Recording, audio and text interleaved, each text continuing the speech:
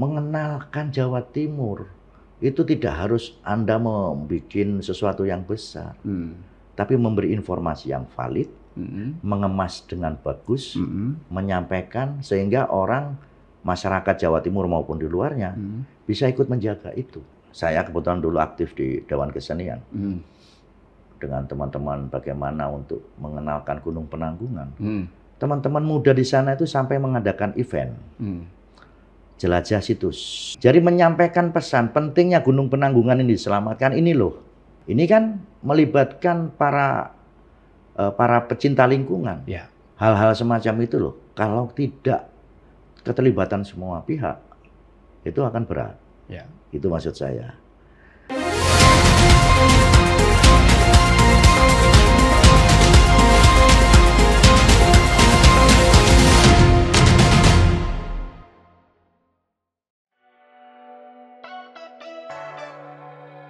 Oni Setiawan, sosok yang telah mengabdikan diri dalam bidang pembangunan, kebudayaan, dan pemberdayaan masyarakat selama lebih dari 2 dekade. Ia menempuh pendidikan dasarnya di SD Negeri Kertajaya 11 Surabaya, melanjutkan ke SMP Dapena 1, dan menyelesaikan pendidikan menengah di SMA Negeri 6 Surabaya. Perjalanan intelektualnya berlanjut di Universitas Airlangga, salah satu perguruan tinggi ternama di Indonesia. Karir profesionalnya dimulai sebagai konsultan manajemen dan ekonomi pembangunan dari tahun 2000 hingga 2007. Ia kemudian aktif sebagai konsultan program penanggulangan kemiskinan Kota Surabaya hingga tahun 2014, sebelum beralih menjadi wira swasta dan membangun kemandirian ekonomi di bidangnya sendiri. Dalam dunia organisasi, Oni Setiawan dikenal sebagai aktivis yang konsisten. Ia pernah aktif di DPC GMNI Kota Surabaya, menjabat sebagai pengurus Dewan Kesenian Jawa Timur periode 2015 hingga 2020, serta menjadi bagian dari DPD Alumni GMNI Jawa Timur. Kini, ia mengemban amanah sebagai Wakil Ketua Bidang Kebudayaan di DPD PDI Perjuangan Jawa Timur. Dengan pengalaman yang luas dan komitmen terhadap perubahan sosial, Oni Setiawan terus menapaki jalan pengabdian untuk Jawa Timur yang lebih maju, adil, dan berbudaya.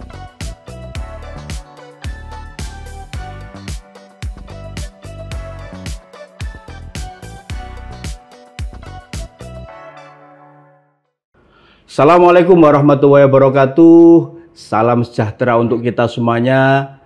Tribuners, bertemu lagi dengan saya, Mujib Anwar, jurnalis senior Harian Surya Tribun Network, dalam podcast DPRD Jawa Timur Gebrakan Wakil Rakyat. Tribuners, melestarikan dan mempromosikan warisan budaya di Jawa Timur dapat dilakukan melalui berbagai cara, seperti mendukung dan mempromosikan pertunjukan seni tradisional, mendukung kegiatan budaya lokal Jawa Timuran, serta memanfaatkan media digital untuk menyebarkan informasi tentang pentingnya mempertahankan warisan budaya. Namun, satu hal yang tak kalah pentingnya adalah bagaimana kita bisa menumbuhkan kecintaan terhadap beragam budaya tradisional, khususnya di kalangan generasi muda di saat globalisasi dan digitalisasi seperti sekarang ini. Karena pentingnya isu soal masalah budaya ini, maka tema yang kita angkat dalam podcast kali ini adalah strategi melestarikan dan mempromosikan warisan budaya di Jawa Timur. Untuk itu, Tribuners, sudah hadir bersama kita Bapak Oni Setiawan, SE. Beliau adalah anggota Komisi B DPRD Jawa Timur bidang perekonomian. Mas Oni ini, sapaan akrab beliau adalah dari fraksi PDI Perjuangan. Assalamualaikum Mas Sony. Waalaikumsalam Mas Mujib. Mas, terima kasih ini sudah hadir ini. Gimana Mas kabarnya? Alhamdulillah, alhamdulillah. Mas Sony, soal budaya ini kan menarik. Kalau menurut Mas Oni ini, mengapa sih soal budaya ini sangat penting? Iya, terima kasih. Jadi, Assalamualaikum warahmatullahi wabarakatuh. Teman-teman yang saya hormati. Jadi begini, jelaslah budaya itu sangat penting karena merupakan jati diri ya, jati diri. Iya, iya. Jati diri bangsa. Kemudian dari mengenal budaya itu sama juga mengenal diri kita. Kalau sudah mengenal diri kita, maka kita akan mengenal potensi kita, kelemahan kita, dan lain sebagainya. Nah, dalam kepentingan itulah, maka menurut saya semuanya harus mengenal jati dirinya, kan begitu ya. Sehingga melalui budaya inilah kemudian kita bisa lebih mengenal siapa kita, bagaimana sejarahnya dan lain sebagainya. Nah, kita ini kan warga Jawa Timur yang tinggal di provinsi Jawa Timur. Apa sih Mas budaya khas Jawa Timuran ini? Oke, jadi sebetulnya memang ada cukup banyak untuk mengklasifikasikan, tetapi dari para senior kita lah, anggaplah para intelektual di Jawa Timur mensepakati ya, kalau kita berbicara tentang budaya Jawa Timur ini, paling tidak ada beberapa wilayah, kalau nggak salah itu Prof. Nah, dan siapa yang membagi wilayah itu, ada wilayah Arek, wilayah Arek. Jadi cakupannya berarti budaya-budaya Arek ya? Budaya Arek, yaitu melingkupi mulai dari Mojokerto, Surabaya, Ngerja Lamongan, dan Malang ya, ke sana. Kemudian wilayah Pedalungan atau wilayah Madura, kemudian ada yang Mataraman. Mas Mujib, jadi sebetulnya memang jika kita selama saya membaca itu, kenapa kemudian cukup beragam ya, memang sejak awalnya itu di Banyuwangi ada yang namanya Osing. Ya. Nah, masing-masing area itu memiliki sejarah dan budaya masing-masing. Nah, sehingga jika kita melihat untuk dipersempit sedikit kesenian aslinya, misal kayak gitu, itu bisa diketahui bahwa kayak ludruk itu di wilayah Arek. Arek ya. Dengan gaya ngomong yang semacam itu. Kemudian temanya tema perlawanan karena waktu itu sejarahnya Cak Durasim itu menggelorakan lewat ludruk. Nah, di wilayah Mataraman lebih banyak berbicara semacam ketoprak, wayang orang, yang berbicara wayang tentang kulit juga ya. Ya, berbicara tentang raja, berbicara gitu. Kemudian Madura dan lain sebagainya. Nah, sehingga kita bisa ngerti sejarah kita, oh ternyata karakter kita kayak gini, bagaimana dan sebagainya. Artinya budaya di Jawa Timur ini sangat multikultural banget ya. Tergantung wilayah masing-masing dan itu sifatnya khas. Atau seperti apa tadi? Ya, pasti itu wilayah sifatnya khas dan yang paling ini contoh sederhananya. Ya. Mungkin daerah itu bukan nggak semacam ini ya, terjadi interaksi budaya tidak begitu cepat semacam saat ini. Tetapi contoh itu, wilayah budaya yang dipengaruhi, kita ngomong bagaimana cara berproduksi masyarakat itu mempengaruhi budayanya. Contoh ini, ya, wilayah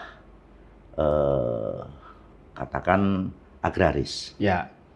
Masyarakatnya berproduksinya adalah menanam, menunggu sampai 3 bulan baru memanen, maka selama 3 bulan masyarakat mengisi dengan banyak kesenian, banyak macam-macam. Tapi begitu di wilayah yang pantai, wilayah Madura, pesisir, Pantura, berbeda lagi. Karena di sana harus dia dalam rangka mempertahankan hidup, dalam rangka memproduksi, dia harus menangkap ikan, berhadapan dengan ombak dan lain sebagainya. Di situ muncul ilmu pengetahuan, teknologi dan lain sebagainya. Itu kan semua merupakan objek-objek kebudayaan. Itu maksud saya. Kan, tapi saat ini itu kan budaya itu kan seiring dengan perkembangan zaman ini kan mulai ya agak berkurang lah yang ngugemi dan nguri-nguri budaya nenek moyangnya.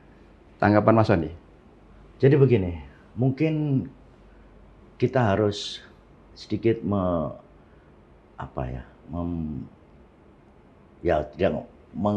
kalau saya ngomong memperbaiki perspektif kita melihat budaya. Ilmu pengetahuan itu kan hasil karya ya, kebudayaan manusia. Nah, ya kalau ngomongin uri-uri pastilah ya, kita harus tetap memasukkan itu. Contoh adalah bagaimana masyarakat kita, nenek moyang kita, bisa menetapkan kapan kita menanam padi. Ya. Oke, itu ada ilmu pengetahuan di situ. Dan itu kuno sekali ya. Dan ya, itu artinya kalau saya tidak salah ini, yang sekarang masih menggunakan kayak di wilayah Bromo. Dihitung kalendernya mengikuti putaran matahari, bukan putaran bulan. Ya, jadi sehingga kalau di sana ada kasiji, kaloro, katelu, kapapat, sampai kasodo kan gitu ya. Dalam ilmu pengetahuan tentang alam, astronomi dan sebagainya, kita ini bisa menetapkan kapan hari menanam yang baik. Kapan harus mengairi sawah dengan baik. Semuanya ada hitungannya masing-masing. Ada hitungan, itu bukan klenik, Bos.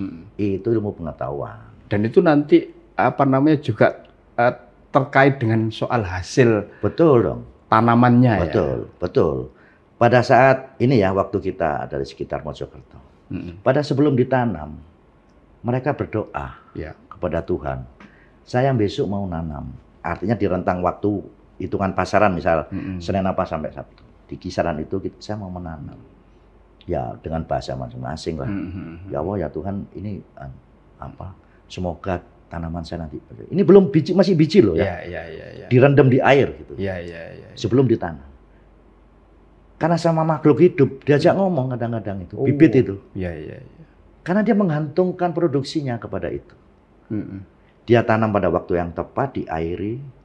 Kemudian pada hitungan tertentu, cuacanya bagus-bagus saja, baik-baik saja. Hama tidak begitu banyak. Otomatis hasil panennya bagus. Itu bukan klenik. Itu ada hitungan kalender tanam. Gitu maksud saya. Nah, itu bisa diketahui pada saat kita mengenal siapa moyang kita, caranya menanam bagaimana. Di situ terkandung ilmu pengetahuan dan lain sebagainya. Gitu maksud saya. Ini kan perkembangan teknologi ini kan luar biasa ya. Apakah budaya seperti itu ya yang masih sampai sekarang itu masih tetap diugemi oleh masyarakat kita, Mas Oni? Ya justru seharusnya dengan teknologi yang sekarang lebih canggih, lebih mudah kita mencari informasi dalam konteks hal positif. Sebetulnya generasi ke depan lebih gampang untuk ingin tahu. Malah sekarang mereka tidak perlu capek-capek ini. Datang ke suatu tempat untuk mempelajari. Tapi ingat, karena kan literatur ini kan juga banyak. Jangan gampang percaya dengan informasi yang tidak diuji ya. Jadi maksud saya begini, kita ngomongin Jawa Timur, kita ngomongin wilayah Kediri. Dulu bagaimana masyarakat Kediri? Peradabannya bagaimana? Cara menyelesaikan masalah dalam tatanan sosial bagaimana? Diklik-klik gitu aja sudah muncul ya. Tapi memang ada konsekuensi logis. Mungkin sekarang lebih individual ya. Tetapi yang penting menurut saya ya bagaimana kita mensikapi kemajuan zaman inilah. Tapi tidak meninggalkan budayanya.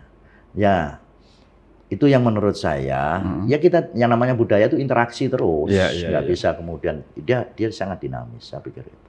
Terkait soal ini, Mas Oni. Kan kita punya budaya yang banyak ini ya, di Jawa Timur. Nah, soal pelestariannya ini gimana ini? Kan Mas Oni ini kan cukup lama ya kan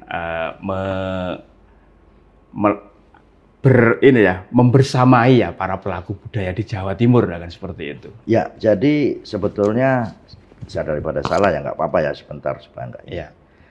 Dari setelah pemerintah mengeluarkan Undang-Undang Pemajuan Kebudayaan, kemudian provinsi juga mengeluarkan Perda Jawa Timur nomor 6 tahun 2024. Nah, itu mengatur bagaimana materinya, objek pemajuan kebudayaannya, objeknya apa, kemudian pengembangannya dan bagaimana sebagainya. Itu sudah diatur. Tinggal bagaimana kita merealisasikan itu dengan cara-cara tertentu. Jadi maksud saya begini. Oke lah kita sepakati ya, kita nggak usah ngomong ruwet lah ya. Pada saat pemerintah Provinsi Jawa Timur ingin memberikan informasi tentang keberagaman budaya di Jawa Timur, ya termasuk di dalamnya mungkin ada artefak peninggalan, maka di era digital kayak gini, apa yang harus dilakukan? Kan begitu ya? Kemarin kami waktu berdiskusi dengan dinas, loh, mengenalkan Jawa Timur itu tidak harus Anda membuat sesuatu yang besar, tapi memberi informasi yang valid, mengemas dengan bagus, menyampaikan sehingga orang masyarakat Jawa Timur maupun di luarnya bisa ikut menjaga itu, kan gitu. Ini dalam konteks menjaga, membangun kesadaran sudah mengurangi pengerusakan atas kebudayaan itu sendiri. Nah, edukasi gitu dan banyak lagi gitu. Nah, itu yang kemudian perda yang tadi dikeluarkan gitu ya, selain Undang-Undang Pemajuan Kebudayaan. Artinya ini peran serta dari semua pihak harus muncul ya. Betul. Dan ini biayanya cukup tinggi. Jadi kenapa harus perlu peran serta dari semua pihak atau kita harus gotong royong? Ini contoh ya. Contoh pada saat saya kebetulan dulu aktif di Dewan Kesenian. Dengan teman-teman bagaimana untuk mengenalkan Gunung Penanggungan. Teman-teman muda di sana itu sampai mengadakan event. Jelajah situs. Ya. Jelajah situs Purbakala. Ya, sambil rekreasi lah dia jalan-jalan ya. Biar ada nilai ininya ya, rekreatifnya ya. Ya, kemudian ya kalau enggak mungkin jenuh ya. Jadi menyampaikan pesan pentingnya Gunung Penanggungan ini diselamatkan ini loh. Sambil jalan-jalan dia. Nah, ini kan melibatkan para pecinta lingkungan. Dan dia mengorganisir dirinya sendiri, kemudian dia membiayai aktivitas itu sendiri. Dan itu memang harus digalakkan dan disupport gitu. Nah, hal-hal semacam itu loh, kalau tidak keterlibatan semua pihak, itu akan berat. Itu maksud saya. Nah, satu lagi contoh bagaimana, dan ini Pemprov sudah agak aware lah ya. Pada saat ada tradisi ruat sumber, waktu itu di Patirtan Jolotundo. Ini sumber mata air. Sumber mata air ya. Jadi di Patirtan Jolotundo itu ada situs tempat mandi para raja. Ya, diduga begitu di wilayah Trawas ya, dari Gunung. Setiap bulan Suro, mereka mengadakan ruat sumber. Masyarakat dusun ini. Berarti masyarakat adat sekitar. Masyarakat adat sekitar. Setelah kami ingin tahu lebih banyak, ternyata mereka berdoa supaya sumber ini nggak mampet. Dan mereka bersyukur atas air ini. Ya, otomatis disitulah kemudian ada budaya di mana ada tumpeng, ada macam-macam. Kemudian disimbolkan cara melawat alam itu dengan menanam pohon. Di seremoni itu juga disimbolkan melepas burung. Karena burung ini menjadi ekosistem, menjaga lingkungan. Cuma memang kemudian mungkin ada isu-isu yang menghantam seolah-olah itu apalah secara agama ya. Padahal memang doanya pakai bahasa Jawa kok. Kan ya enggak apa-apa. Dari dulu juga sebenarnya dari dulu seperti itu kan. Nah, akhirnya kita jelaskan kepada banyak pihak termasuk kepada pemerintah kabupaten maupun provinsi, ini bukan menyimpang. Gitu loh. Nah, akhirnya yang saya dengar ini nanti di akhir bulan ini ada ruat sumber sekitar tanggal 28 kalau nggak salah. Itu sekarang kalau ada ruat sumber, pemerintah kabupaten diundang, banyak orang diundang. Nah, ini adalah air ini begitu pentingnya sehingga harus dijaga. Diruat dan dirawat, bahasanya begitu. Diruat dan dirawat. Ya, untuk pengairan sawah, untuk kehidupan masyarakat minum dan lain sebagainya.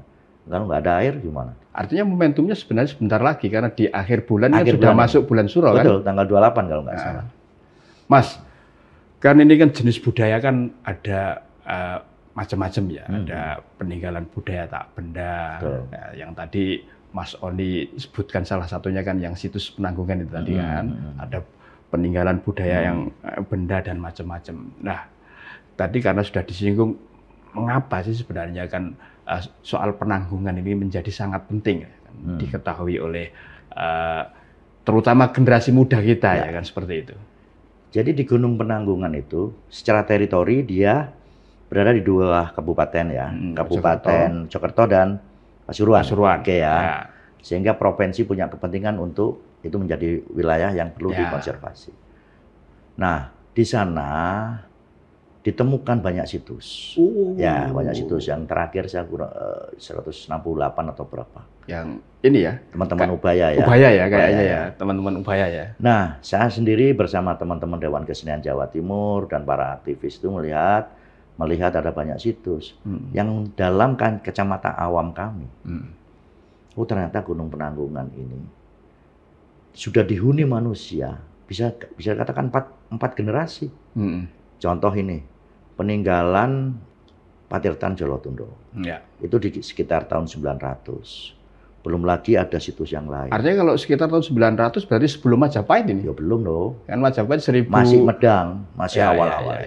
Kemudian di masa itu, sampai di masa Majapahit. Ada peradaban yang terlalu di ono-opo di situ. Gitu ya. Ada teknologi pengairan yang bagus. Oh, sudah ada ya? Sudah. Nah ini nanti teman-teman yang bisa menceritakan. Jadi ada sumber mata air, di situ ada korong-korong, pecah dan sebagainya. Jadi kayak gunung itu kayak mangkok, airnya dialirkan ke sana. Gitu. Itu semua pakai teknologi. Ada kayak plafon ini, apa kok plafon? Paralon. Paralon tapi dari batu. Ya. Waktu itu kami dengan teman-teman ITS melihat itu ya teknologi di era itu ngecor, gawe paralon toko watu iso. Oh bukan ditetek ya enggak, dicetak. Iya. Tahun 900-an loh itu. Ada teknologi di sana. Nah maksud saya saking banyaknya ini, kan maka pemerintah pusat menurut kami harus menetapkan itu sebagai kawasan cagar budaya nasional. Oh, gitu ya. Supaya tidak dirusak. Nah kalau sudah negara hadir menetapkan itu sebagai kawasan cagar budaya nasional, jika ada yang rusak, maka negara bisa ikut ini ya. Kemudian ya tentunya dengan para ahli dan banyak anggaran yang bisa kemudian. Di situ banyak ilmu, edukasinya jalan, gitu maksud saya. Itu penting menurut saya. Ini salah satu hal yang penting ya. Kalau saat ini Mas, update-nya seperti apa? Itu kan setelah riset sudah dilakukan. Terus beberapa tahapan-tahapan agar itu tadi ditetapkan sebagai kawasan cagar budaya khusus lah oleh pemerintah pusat juga sudah disuarakan. Sekarang update-nya seperti apa kondisi di? Saya mohon maaf, saya belum tanya update tentang ini. Jadi yang pasti beberapa tahun yang lalu sudah diajukan kepada pemerintah pusat oleh pemerintah provinsi agar Penanggungan ditetapkan sebagai kawasan cagar budaya nasional.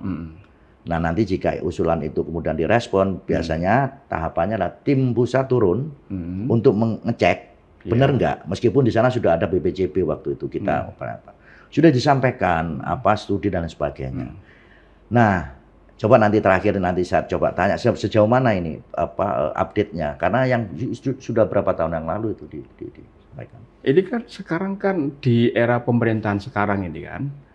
Pemerintahannya Pak Prabowo ini kan ada Kementerian Kebudayaan. Betul. Artinya yang khusus nangani masalah kebudayaan. Sebelumnya kan jadi satu ini. Ya.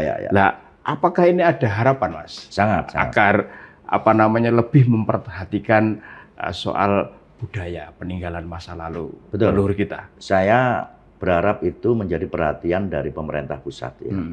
Karena semacam di Meru Bediri kawasan cagar alam nasional di Banyuwangi, kemudian Semeru, Bromo, Tengger, TNBTS. Ya, itu juga sudah ditetapkan sebagai kawasan cagar budaya nasional. Di sana kemudian harapan kami Gunung Penanggungan itu ditetapkan. Nah, dengan begitu sudah lebih aman lah masyarakat ini. Sehingga ya harus dijaga dong, kan gitu. Pemerintah juga hadir di sana. Itu penting untuk betul-betul menjadikan gunung itu sebagai tempat riset kita. Ya. Jadi biar nggak terlalu kita nih dibohongi. Kayaknya bangsa ini bangsa yang peradabannya rendah lah, nggak pinter dan sebagainya. Loh, tahun 900 bisa bikin cor-coran yang sampai sekarang itu, kok. Ini kan dia punya teknologi yang luar biasa di era itu, gitu maksud saya. Mas, di luar yang tadi yang namanya teknologi yang pengairan dan macam-macam tadi kan sebenarnya nenek moyang kita itu kan teknologinya sudah luar biasa terkait soal metalurgi ya, yang soal bikin yang dari tembaga, dari besi dan macam-macam itu kan teknologi kuno tapi sudah canggih lah. Betul. Di waktu itu. Tanggapan Mas Oni? Ya memang mungkin sampai sejauh ini yang paling kita pahami kan paling familiar mungkin dari persenjataan lah ya. Misal kayak keris gitu ya. Kemudian di alat musik Mas? Gong, betul, kenong. Alat musik. Nah, itu kan sudah tembaga. Negara lain belum bikin nih, tapi kita sudah ada mulai zaman dulu. Ya? Mulai zaman dulu. Kemudian yang sampai sekarang eksis misal, Sumeneb sebagai kota keris. Ya. Kemudian di sana teknologi logamnya kan luar biasa. Mohon maaf, di sana banyak loh yang paham tentang logam, warganya. Jangan dikira itu tidak punya keahlian, misal enggak. Dia artinya tidak asal buat keris aja ya? Tidak. Kemudian di buku Atlas Wali Songo, almarhum Agus Sunyoto itu menyampaikan bagaimana di Demak itu ditemukan meriam dengan simbol katakanlah kerajaan di era itu. Jadi teknologi logam sudah ada. Teknologi logam sudah ada. Nah itu saya pikir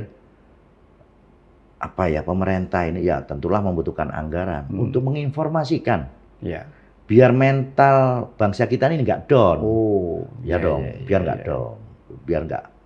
Nah maksud saya itulah pentingnya peran kita mengenal sejarah dan budaya bangsa kita. Dalam hal ini kita di Jawa Timur, ya otomatis kita harus mengenal yang terdekat saja. Kalau di sini gitu, lain seperti gitu, kurang lebihnya.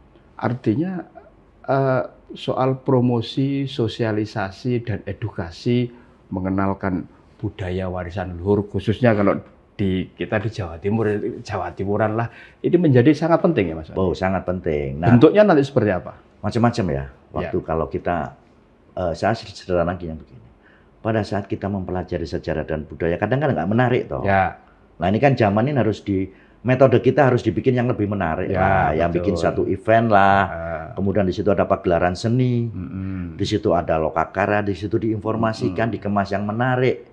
Sehingga kami ini atau adik-adik nanti itu lebih tertarik untuk lebih jauh mengenal dan memahami tentang sejarah dan budaya bangsanya, dalam hal ini Jawa Timur itu. Nah itu tinggal ya kita membuat mengemas itu menjadi lebih menarik di eranya lah, saya pikir begitu. Kayak seperti sekarang kalau dulu itu kan ada yang namanya mata pelajaran sejarah kebudayaan Indonesia. Betul. Perlu tidak itu juga sekarang diberikan kepada para siswa kita biar tidak ada missing link ya, mereka juga paham akan kebudayaannya yang adiluhung sekali loh. Ya, jadi yang saya tahu ya, saya tidak khawatir nanti tidak salah untuk ini. Jadi dalam pendidikan itu harus disisipkan, harus disampaikan, apalagi muatan lokal. Ini contoh, bagi warga yang berada di sekitar Bromo, Semeru, Tengger. Kan di dalam pendidikan dasar itu ada mata pelajaran pilihan. Dia harus diingatkan di situ. Dimasukkan sebagai materi. Yang saya tahu di daerah Penanggungan itu salah satu SD setiap mau lulus dia membuat karya tulis tentang sejarah desanya. Kayak gitu. Meningkat lagi kalau di Jawa Timur ya otomatis sejarah tentang Jawa Timur. Ya tetap penting dong. Kalau kita itu hilang, kita nggak tahu dari mana dulu asal muasal kita. Dan di situ kemudian kita kehilangan arah. Ya sudah, semua kekuatan yang masuk melalui pikir kita sudah gampang sekali. Gitu loh maksud saya. Itu yang penting. Mas Soni ini kan wakil rakyat ya, anggota Komisi B DPRD Jawa Timur. Nah, kan pasti sering kan turun ke bawah, ya, menyambangi konstituen. Apa Mas ini soal kebudayaan yang sering diaspirasikan oleh masyarakat? Iya, memang kebetulan saya dari Bojonegoro Tuban. Dapil Bojonegoro Tuban. Dapil Bojonegoro Tuban. Nah, kalau di Bojonegoro ini Di Bojonegoro itu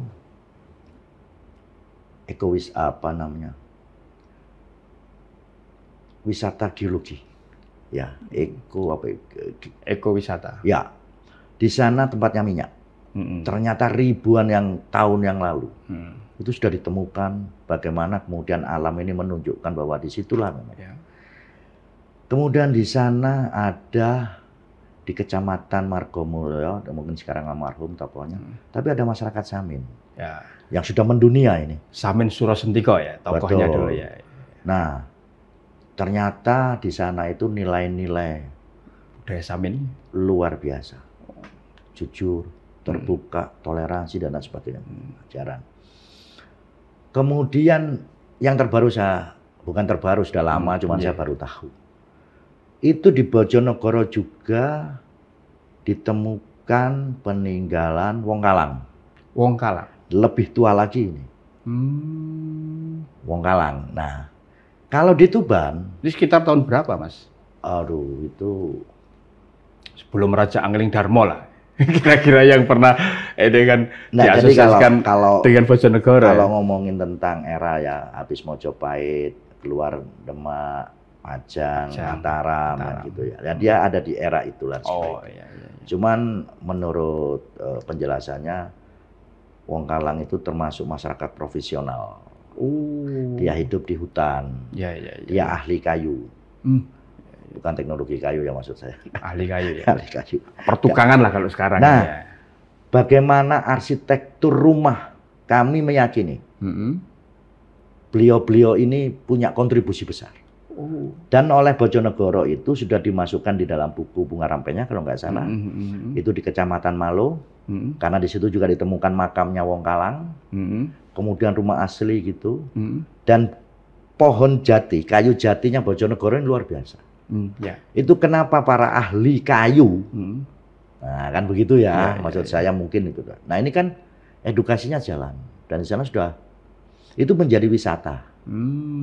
Kenapa masyarakatnya begini, begitu, cara memproduksi tanamannya bagaimana, begini. Bayangkan jati yang harus tahunan, kebutuhan hidupnya harus harian, bagaimana masyarakat menyelesaikan, akhirnya budaya itu keluar. Gitu kan. Nah, itu masih dipertahankan oleh masyarakat di wilayah Bojonegoro tersebut, Mas? Saya pikir Bojonegoro masih pemerintah kabupaten harus memberi perhatian lebih ya, untuk melakukan riset untuk itu. Apakah ya kalau soal budayanya masih lah, maksud saya, tapi maksud saya sesuatu yang peradaban ini lahir itu kan tidak ujuk-ujuk. Nah itu kan harus diceritakan. Moyangmu dhisik koyo ngene, kan gitulah maksud saya lah ya. Biar dia bangga. Ternyata moyang saya itu begini. Di sana juga ada di Kecamatan Kedewan itu kilang minyak tradisional yang dieksplorasi dan eksploitasi oleh Belanda, sudah macam-macam. Sampai sekarang peninggalan itu ada. Masyarakatnya punya budaya sendiri dalam gitu-gitu kan penting ya. Kalau di Tuban, Tuban ini punya nama besar. Ada Ronggolawe, ada pelabuhan internasional di situ ya, di eranya ya. Pantai Bum sekarang itu. Nah, itu kan dulu dermaga internasional. Sehingga di sana itu ada kelenteng. Ya, masyarakatnya hidup rukun, toleran. Di wilayah waktu itu adalah wilayah pelabuhan, wilayah dermaga internasional. Artinya budaya multikultural sudah tercipta, sudah terbentuk di era tahun itu mereka sudah hidup rukun. Dan itu bisa didapat dari cerita-cerita lokal. Gitu. Dan di sana kemarin saya ketemu, diduga misal, di sana ada juga bagaimana Mojopahit menempatkan. Nah, penggalian sejarah memberikan informasi yang benar ini penting. Nah, juga sembaling mengembalikan semangat, spirit. Saya pikir itu yang didapil saya. Kalau soal keseniannya, Mas, tadi kan di awal Mas Odi sempat menyinggung ada reog, wayang kulit, ludruk, ketoprak, kan masih ada kalau di kita itu tari remo dan macam-macam ya itu kan itu. Nah, gimana ini kan seakan-akan kan itu sudah masa lalu ya kan, agar ini generasi muda kita itu juga cinta terhadap kesenian atau budaya tradisi Yonal ini. Oke. Saya sebelum ke arah sana, saya ingin menyampaikan di Tuban itu, di Kecamatan Kerek, di Dusun Bawi itu, ada satu kesenian namanya gemblak. Gemblak ya? Bukan gemblaknya yang reog ya. Jadi dia adalah semacam seni teater, ya kayak ludruk gitu. Tapi ceritanya cerita soal Panji. Andi-andi lumut dan lain sebagainya. Saya datang ke satu wilayah itu, masih mereka uri-uri itu. Nah, artinya sama dengan model wayang topeng ya, yang pakai cerita Panji ya?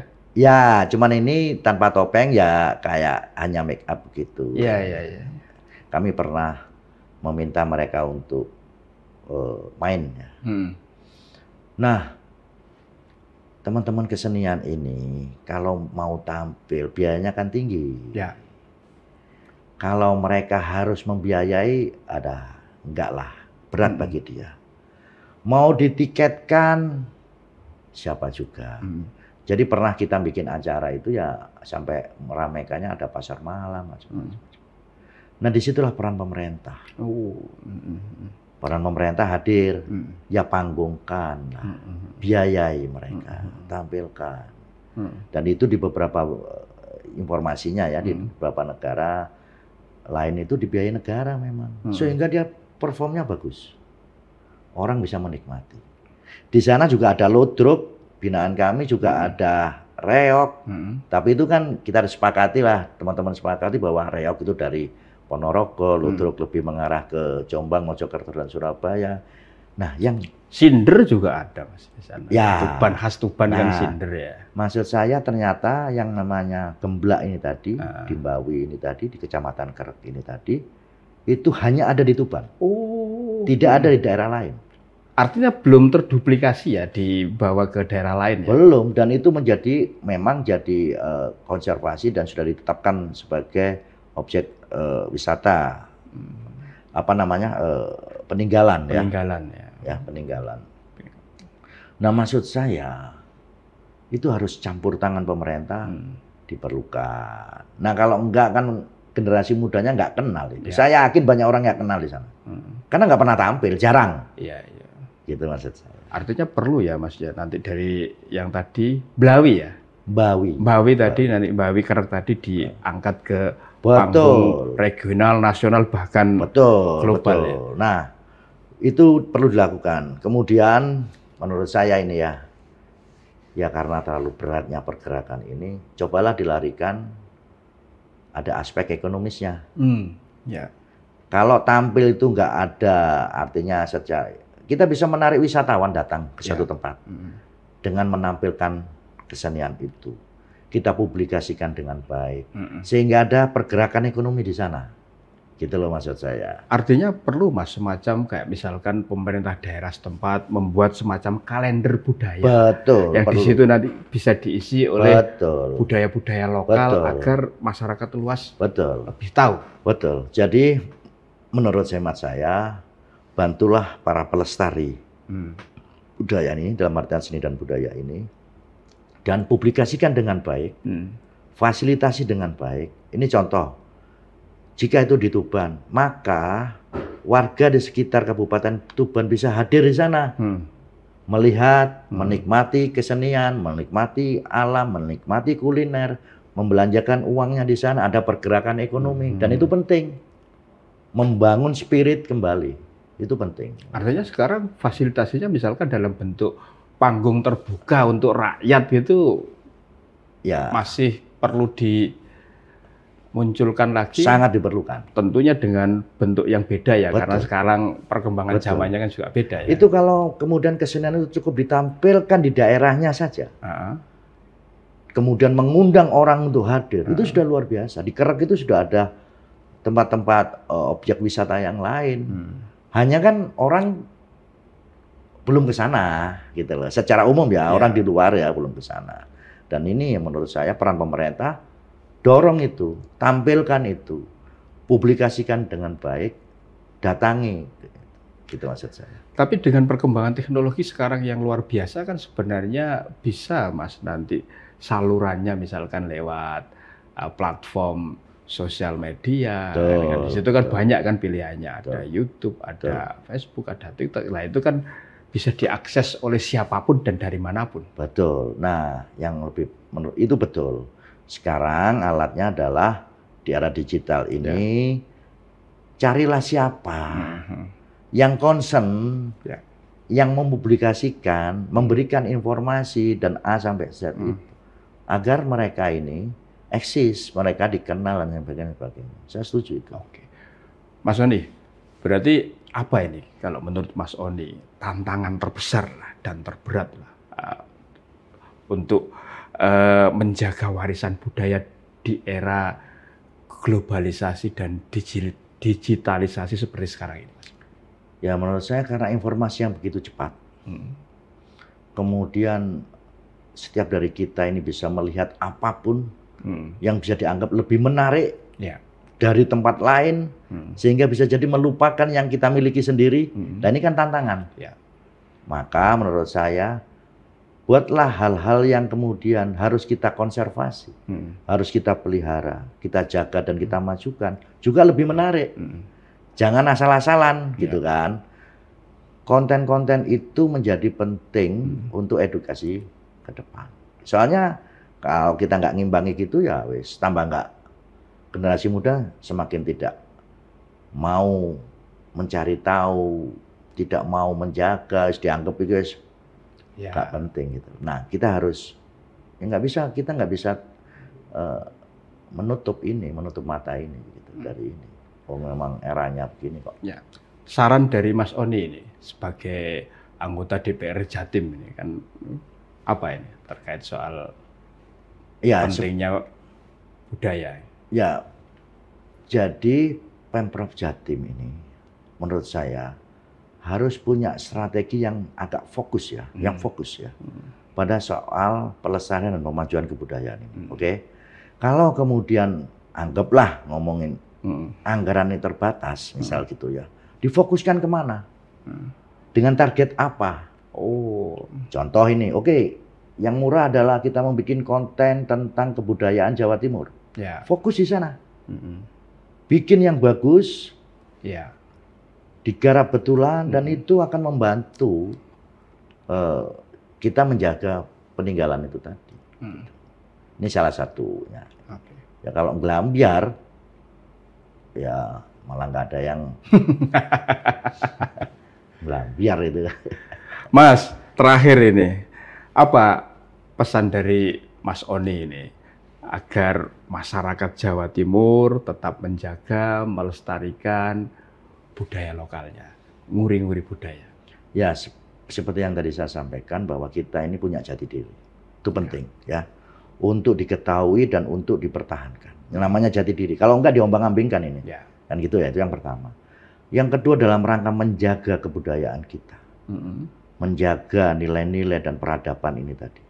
Ini perlu gotong royong. Perlu keterlibatan banyak pihak. Pemerintah harus bagaimana? Para pendidik harus bagaimana? Para aktivis bagaimana? Dan lain sebagainya. Sampai kepada tarikan-tarikan wisatanya harus bagaimana? Gitu ya. Nah, itu harus secara bersama-sama menurut saya untuk menjaga, melestarikan dan memajukan kebudayaan itu. Saya pikir itu. Sebagai penutup Mas, untuk closing statement, silahkan. Saya berharap kita semua, khususnya warga Jawa Timur, mari kita jaga, mari kita lestarikan dan majukan kebudayaan kita. Di sana terkandung nilai-nilai luhur kebudayaan, ilmu pengetahuan, teknologi dan lain sebagainya seperti kita ketahui. Jangan mudah diombang-ambingkan, dikasih isu-isu yang nggak jelas. Pada saat membangun satu katakanlah arsitektur waktu itu, tidak semuanya peninggalan itu candi. Ada patirtan, ada ini, ada itu. Dan itu tidak dibangun oleh jin. Itu dibangun dengan teknologi itu. Nyusun batunya bagaimana, merekatkannya pakai apa, arahnya kemana. Itu ilmu pengetahuan. Nah, hal-hal yang menurut saya ini, jangan kemudian kita seolah-olah dianggap bangsa yang bodoh. Kita ini punya peradaban yang tinggi, punya peradaban yang luar biasa. maka kita akan mampu menyelesaikan masalah kita. Saya pikir itu. Mas Sony, terima kasih. Terima kasih. Luar biasa ini ulasan soal budaya ini. Agar generasi muda ini paling tidak bisa tahulah bahwa budaya kita itu sangat adiluhung dan tidak kalah dengan negara lain. Siap. Baik, Tribuners, demikian tadi podcast DPRD Jawa Timur Gebrakan Wakil Rakyat bersama Mas Oni Setiawan, anggota DPRD Jawa Timur Komisi B, Bidang Perekonomian. Terima kasih sudah menyaksikan Gebrakan Wakil Rakyat. Tetaplah setia di channel YouTube kesayangan Anda, Harian Surya Tribun Network. Mata lokal menjangkau Indonesia. Saya Mujib Anwar undur diri. Assalamualaikum warahmatullahi wabarakatuh. Salam sejahtera untuk kita semuanya. Dan yang paling penting, jangan lupa bahagia.